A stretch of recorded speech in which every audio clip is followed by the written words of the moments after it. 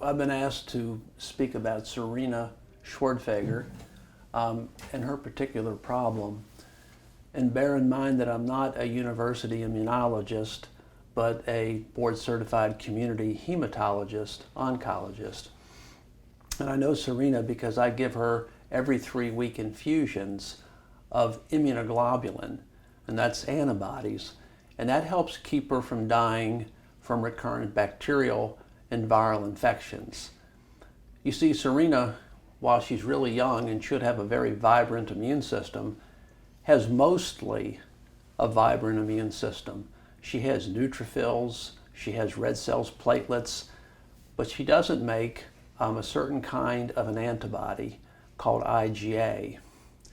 And she doesn't have natural killer cells. The reason this happened is because she was born with a congenital defect in a mutation where that part of the immune system did not develop. This is a rare condition. There's a whole handful of rare conditions like it that each one has specific immune deficiencies. The common denominator is that without replacement therapy, these children and now young adults would die. What's needed is to reconstitute a new immune system, which 20 years ago was unheard of. Even today, there's not a specific plan for how to reconstitute the immune system, but I believe that it's reasonable that some university will agree to give her a new immune system from a matched, unrelated stem cell donor. So she would have to have stem cells donated by somebody with HLA-compatible stem cells. That means that a university has to perform it. You have to stay there for anywhere from 3 to 6 months.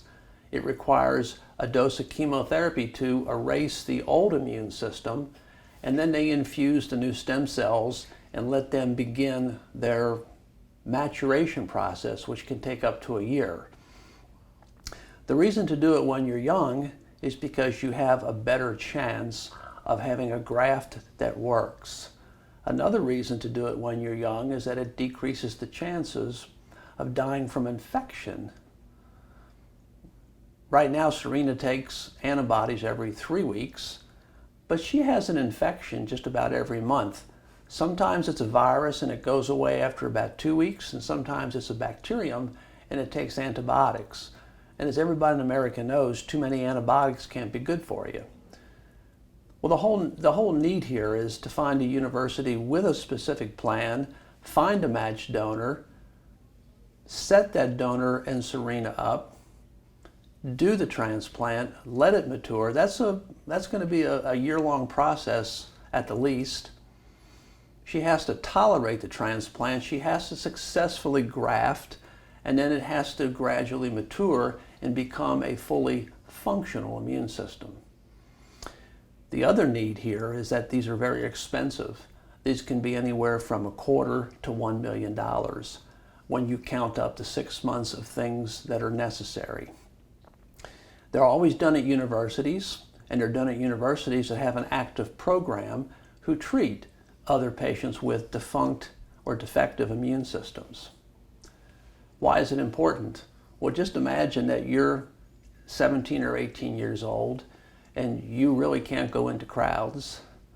You have to go to your prom wearing a mask. Those are things that all of us wouldn't want to have to adjust to. She can't even go to college because if you drop out of college because of illness, if you take long delays, you'll lose your scholarship or you'll be disbanded. She really can't even go to college until she has her immune system reconstituted. It's kind of important because she's very bright. She currently is home educated by and large, self-educated, but that doesn't suffice. She really needs a college education. Well, gosh, she's 17 or 18. She's a very pretty girl. You would think that someday she might even want a family. How would she do that with her immune deficiency? There's a big, big need then to do this transplant. It's going to take the insurance company to be agreeable. It's going to take funds on the side, out-of-pocket money.